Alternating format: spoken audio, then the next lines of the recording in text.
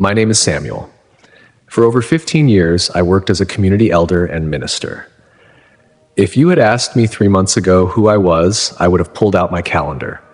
I would have shown you the food drives I set up, the finance meetings I ran, the Bible groups I led, and the mountain of emails I answered late every night. I wore my tiredness like a medal. I thought I was a soldier for God. I thought burning out was simply the price of being holy. I was wrong. It was Saturday, June 14th, 2025. The day was a long rush of doing good. I had spent 6 hours at the food bank, managing the loading. I remember one moment clearly. An old man tried to talk to me while I was stacking vegetable cans. He wanted to tell me about his grandson. I nodded, smiled, and checked my phone. I didn't hear a word he said. I was too busy working for God to actually see a person. I drove home that evening feeling empty, though I had accomplished a lot. The radio was on, shouting news about the latest trouble in politics. My phone was buzzing on the seat next to me with alerts. The noise was always there, a background sound I had stopped noticing. When I reached my house, the sun was setting, making long gold shadows across the yard. I got out, my mind already rushing through the plans for Sunday service. That's when I saw the gutter. A piece of metal on the second floor was hanging loose, moving slightly in the wind. My wife, Sarah, had told me about it weeks ago.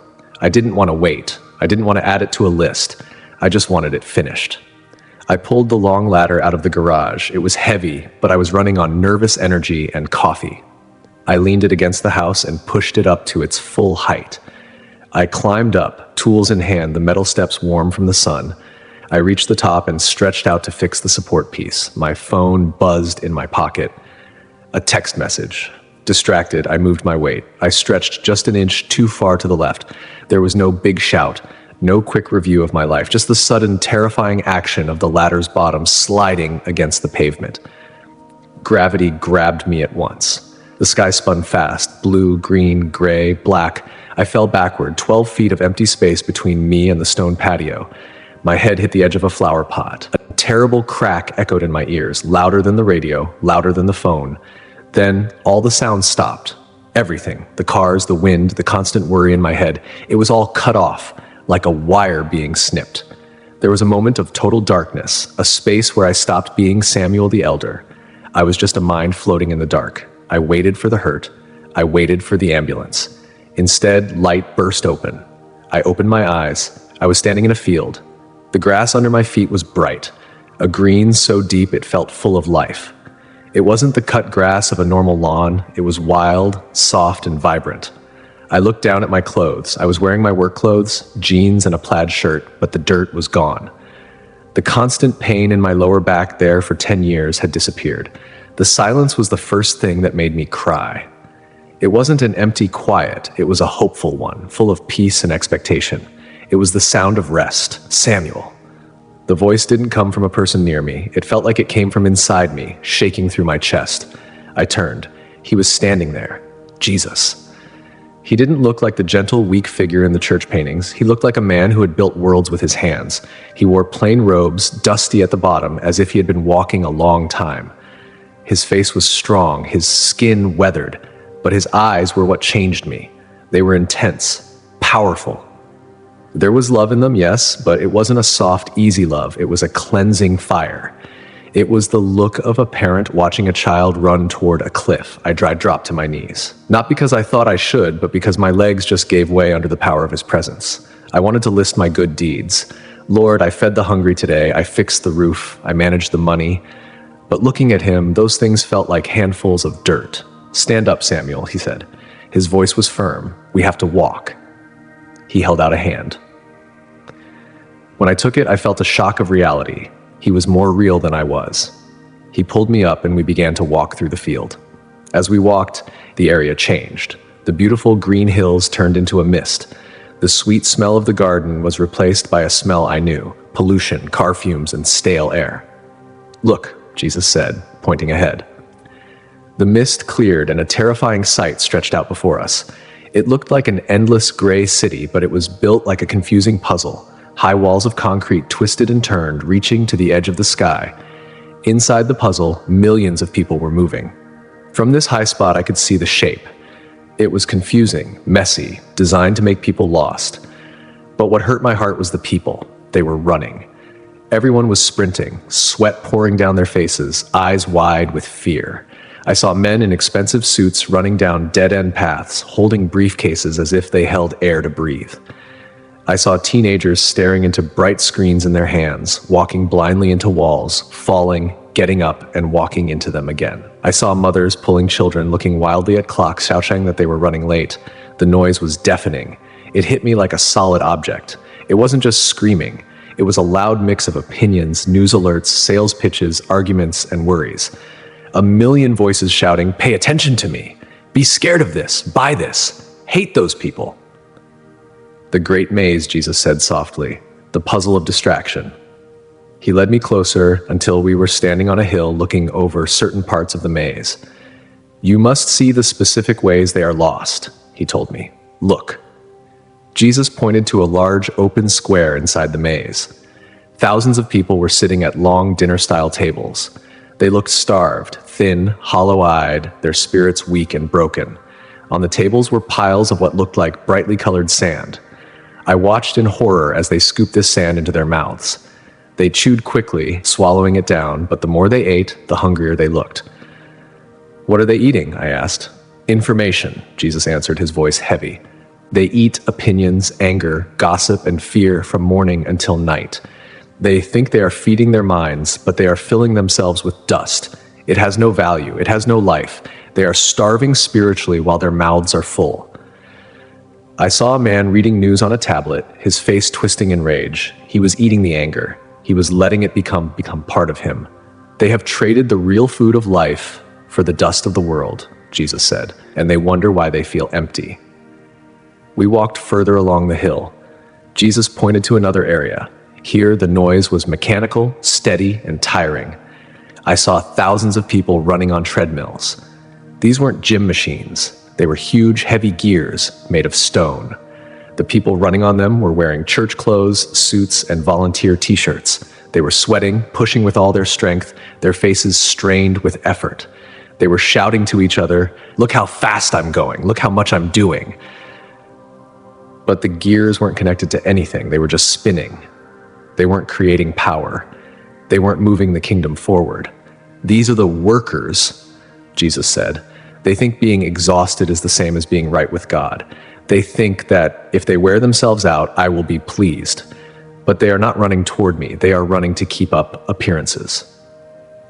I saw a woman I knew, a tireless worker in my church group. She was crying as she ran, looking around for praise, for someone to notice her sacrifice. "I never asked them to build these machines," Jesus said quietly. "I asked them to sit and listen to me. They are too busy working for God to actually know God." The scene changed again. We looked down into a narrow, twisting path lined with mirrors, but the mirrors were cracked, bent, and wrong.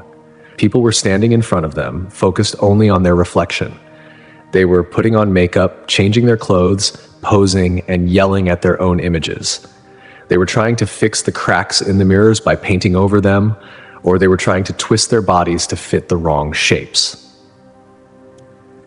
"They have forgotten what they look like," Jesus said. "They look to the world to tell them who they are.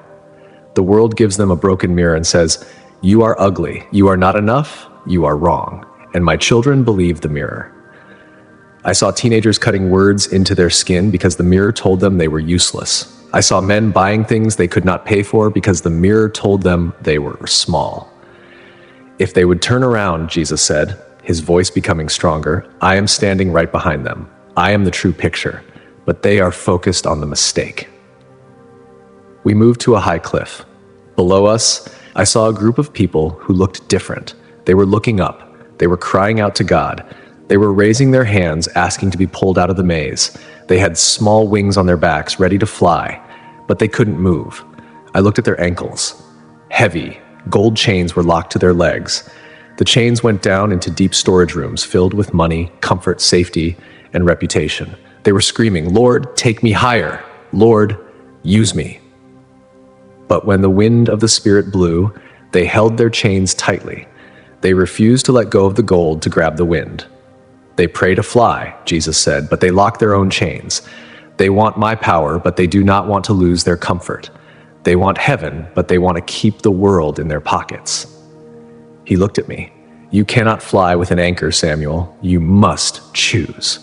We moved quickly across the cliff. Jesus pointed to a section of the maze where the runners were carefully looking at small old maps made of thin paper. They weren't looking at the paths ahead, only at the papers in their hands.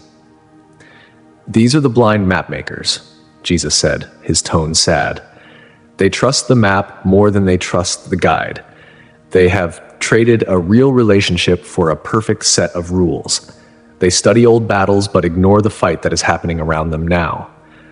The maze has changed, but their maps are rigid, causing them to run straight into dead ends while shouting about how correct their paper is. I watched as a group of runners, all following the exact same line on their maps, crashed into a newly built concrete wall. They didn't look up. They just began to argue about which line on the map was wrong, never once thinking that the map might be old. They feel safe in knowing, but dead in their actions, Jesus finished. He then guided my look to another, darker corner. Here the people weren't running, they were sitting close together. Each person was pulling a dark, thin, gray thread from their chest, winding it forever. It seemed to represent their old hurts, felt unfairness, and daily upsets. They wove it into heavy, tight blankets, wrapping themselves from head to toe. The weavers of complaint, Jesus sighed. They have made being a victim their main identity. They believe their value comes from how much suffering they can talk about and how wrong everyone else is. They use the thread of bitterness to block out the light. They have forgotten how to sing because their mouths are always busy pulling threads of sadness. They are so busy talking about their injuries that they refuse the healing I offer. The sight felt suffocating. I realized that my own mind was often a factory for that same gray thread. Next, we saw a strange scene. People were not running outward, but inward. They were stacking small, smooth, carefully placed stone blocks to build detailed walls around themselves. Each wall was designed to keep out every uncomfortable feeling, different ideas, messy people, sudden noises, and surprising happiness. The builders of self-control, Jesus explained. They look for perfection by being alone. They have built themselves safe, cold cages, believing that holiness is found in separation from the problems of others. They shout harsh judgments through tiny, narrow slits in their walls, criticizing the runners who are still covered in the maze's dust. They are perfectly protected, but perfectly alone. Their great fear is community, because community means losing control. My breath caught. I saw myself in those perfect cold boxes, my wish for a clear calendar, a predictable committee meeting. We moved on.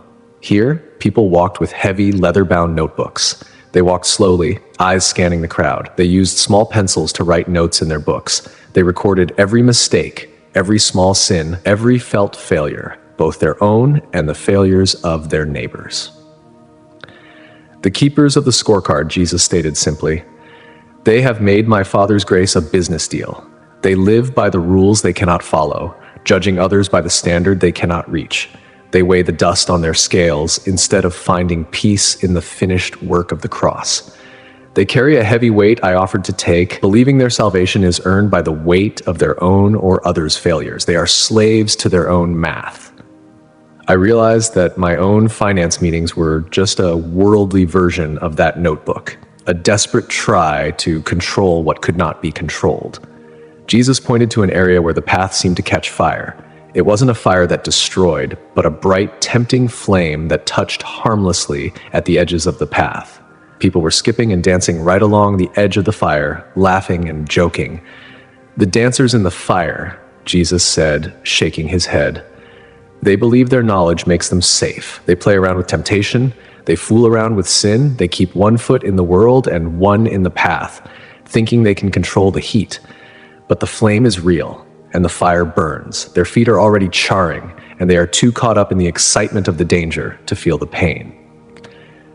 Finally, we reached a large, empty meeting hall. Inside, hundreds of people sat, holding magnificent gold musical instruments, harps, horns, and drums. They had great skill and talent, but they sat in deep silence.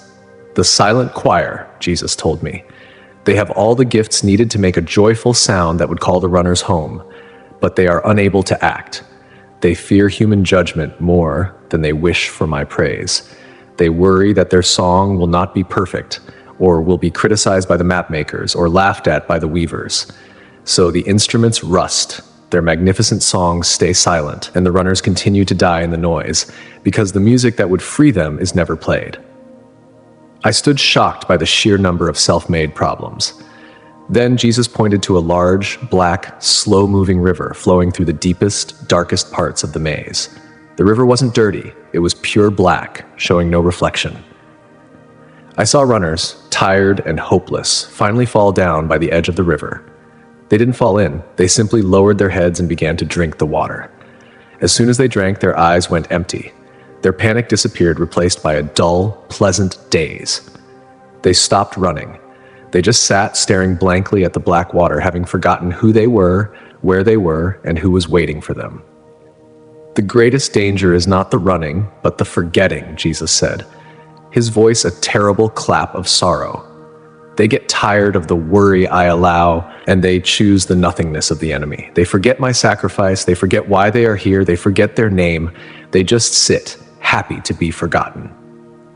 Jesus led me to a quiet part of the cliff. "Look there," he whispered. In the middle of the mess, in the middle of the shouting and the running, I saw small areas of light. I saw a single person here and there who was sitting down. They weren't running. They weren't eating dust. They weren't looking at mirrors. They were sitting on the ground, eyes closed, hands open on their knees. Around them, there was a bubble of silence. The runners would sprint past them and slow down, confused by the peace coming from them. The noise of the maze seemed to die when it reached these people. "The few left," Jesus said, and for the first time he smiled. "The quiet ones. They have learned that the way out is not a place, but a way of being. They have stopped running." I watched as one of the quiet ones opened his eyes and helped a scared runner sit down next to him.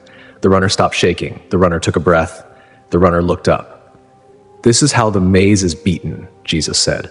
"Not by shouting louder than the world, but by becoming a place where the world's noise cannot survive." Jesus led me higher to a final view. I saw huge fields outside the maze, meant to be gardens like the one I first found where true food grew, but they were dry, cracked earth, ignored. I saw people rushing out of the maze, the people who had stopped running, but they were taking their maps and their treadmills with them. They set up the treadmills in the dry fields, running just as frantically outside the maze as they had inside. They brought the noise with them. They escape the prison, but they do not leave behind the prisoner's habits, Jesus said, his voice barely a whisper. They do not know how to grow things. They only know how to run. They are free, but they make themselves slaves to the same panic, wasting the chance of the open sky. The sight brought me to my knees again. The real work was not escaping the maze. The work was escaping the internal habit of panic and distraction. Jesus turned back to me. The visions disappeared, leaving only the endless gray walls stretching out with their small, terrible secret. "They are all distracted, Samuel. The enemy has realized he does not need to fill them with evil spirits. He only needs to distract them with noise." He pointed to the walls of the maze. "Look at the walls, Samuel. Really look." I looked, and I gasped. The walls were only up to the waist. From the point of view of the runners, heads bent down toward their phones and their maps, the walls seemed like towers. But if they just stood up, if they just stopped running, took a breath, and looked up, they would see the way out. They would see Jesus standing right there. They would see that the maze was a lie. They could leave any time, I said, shocked. "They are dependent on the walls," Jesus said. "They are terrified of the silence. If they stop running, they will have to face the emptiness in their hearts. See, so they run, and the noise keeps them asleep." He placed a heavy hand on my shoulder. "I am sending you back." "No," I begged, grabbing his robe. "Please, no. It's too loud there. I can't go back to the noise. Let me stay in the silence." "You must go," he said, and there was no way to argue. "The time is short. The shadows are getting longer. My children are forgetting the sound of my voice because the world is shouting so loud." He leaned in close. "Tell them to stop." "That's the message?" I asked. "Tell them to stop running. Tell them to spit out the dust. Tell them to step off the treadmills. Tell them to break the mirrors. Tell them to drop the anchors. Tell them to turn off the noise. I am not found in the panic. I am not found in the computer program. I am found in the stillness. He touched my forehead with 2 fingers. Be the silence in the chaos, Samuel. Look up. The world broke apart. The green grass, the gray maze, the face of the Lord, it all shattered into white light. Pain. It rushed back into me like a wave. My head pounded with a beat that made me sick. My back felt like it was burning. I gasped, sucking in air that tasted of metal and dirt. Hold the neck steady. Don't let him move. The voice was shouting right above me. I blinked, my vision blurry. A medical helper was leaning over me, his face tight with focus. Beyond him, the evening sky was dark. Samuel. Oh God, Samuel. It was Sarah. A police officer was holding her back, her face wet with tears. He's back, the helper yelled. Pulse is weak but steady. Let's go. I tried to tell them I was okay. I tried to tell them about the maze, but my jaw was locked and staying conscious was hard. I was moved onto a stretcher. The wheels rattled over the path. Noise. The ambulance doors slammed shut. Noise. The siren wailed into the night. Noise. It was everywhere. It felt like a physical attack. For the first time, I understood what Jesus meant. The world wasn't just loud. It was forceful. It demanded attention.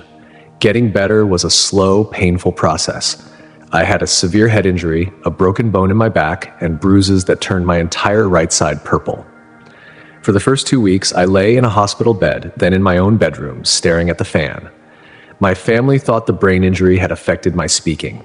I rarely talked. Sarah would sit by the bed, reading me text messages from people wishing me well, telling me about the news, filling the silence. Can you turn it off? I finally whispered one afternoon. Turn what off, honey? Everything. I spent those weeks practicing. I lay in the dark and refused to let my mind worry. Every time I felt the need to worry about the hospital bills, I pictured the waist-high walls and stood up.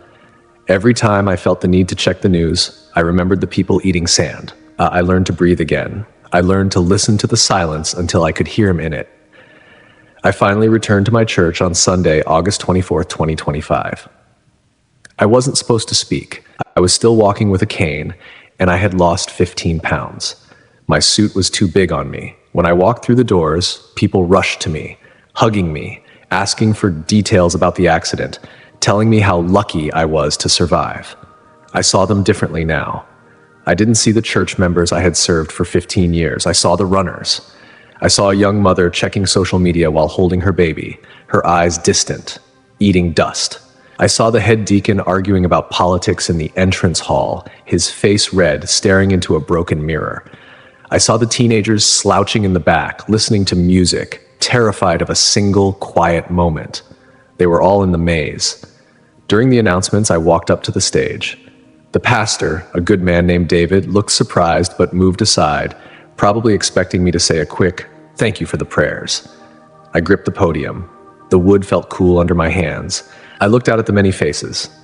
I died, I said. My voice was rough, without its usual strong speaking tone. The room went completely silent. On June 14th, I fell off a ladder. You know that part. But I didn't just sleep. I went somewhere. I took a deep breath. I saw us. I told them everything. I told them about the green field and the intense eyes of Jesus. I told them about the 9 visions I saw there. I saw us eating sand, I told them, my voice shaking. We spend hours on news and social media, thinking it makes us smart, but it is just dust. We are starving. I saw us running on treadmills of stone, I said, pointing to the committee members in the front row. We work so hard for the church that we forget the Lord of the church. We think our sweat is what saves us. I saw us looking into broken mirrors, I said to the youth group in the back, letting the world tell us who we are instead of the one who made us. And I saw us chained by gold, I whispered, wanting to fly but refusing to let go of our comforts. I saw us carefully following old maps that led to nowhere, trusting fixed rules over a living God. I saw us weaving blankets of complaint, wrapping ourselves in our own bitterness. I saw us building cold, safe boxes of self-control, terrified of the beautiful, messy community he told us to embrace. I saw us keeping endless scorecards, trying to earn what was freely given. and I saw us sitting in silence in a magnificent hall, our gold instruments gathering dust because we are too afraid of human criticism to make a joyful noise. I looked out at the many faces. Some were angry, some were crying, but all were listening. We are distracted to death, I said. We come here for 90 minutes a week and call it worship. But for the other 166 hours, we are plugging ourselves into a machine that screams at us. We are drinking poison and wondering why we are spiritually sick. I leaned into the microphone. Jesus gave me a message. It wasn't a new idea about God. It wasn't a call to build a bigger building. It was one word: stop. Stop running. Put down the phone. Turn off the news. Stop letting strangers on the internet tell you how to feel. Stop checking your maps. Look up. I stepped back from the podium. The walls are waist high. You are not trapped. You are just distracted. But you have to choose to disconnect from the maze to connect with him. The silence that followed wasn't the peaceful quiet of the garden. It was a heavy silence, full of realization. I saw the pastor slowly close his Bible. I saw a teenager in the back row slowly take the headphones out of his ears. Since that day, my life has been different. I quit the finance committee. I stepped down from the planning group. I stopped paying for the constant news channels. I deleted the apps on my phone that were designed to make me angry or jealous. People tell me I've given up. They say I'm not doing enough for God anymore. They ask, "But Samuel, don't you care about what's happening in the world?" I tell them I care too much to let the noise ruin my ability to pray for it. I spend my mornings in my backyard now. I sit in a plastic chair. I watch the sun hit the leaves of the oak tree. I open my Bible not to find reasons for an argument, but to hear the voice of the shepherd. And slowly others have joined me. We don't have a to-do list. We don't have a schedule. We just sit. We read. We practice silence. We practice looking up. And in that silence, we find him. He is always there, waiting just above the noise, waiting for us to stand up. This warning is for you. I don't know where you are reading this. I don't know what map you are holding right now. Maybe it's your job, your public image, your anxiety, or your phone. But I know you are tired. I know you feel like you are running in a maze that has no exit. I know the noise is too much for you. You are running, but the way out is right there. You don't need to run faster. You don't need to work harder. You just need to stop. Jesus showed me the world, and it was a mess of gray noise. But he also showed me the answer. It is the quiet place. It is the refusal to take part in the panic. The world is screaming. The enemy is distracting. Time is short. Do not let your life be stolen by things that do not matter. Do not let your spirit starve while you feed on the dust of the internet. Go back to the silence. Go back to the secret place. Go back to him. He is waiting. The garden is real. The maze is a lie. Look up.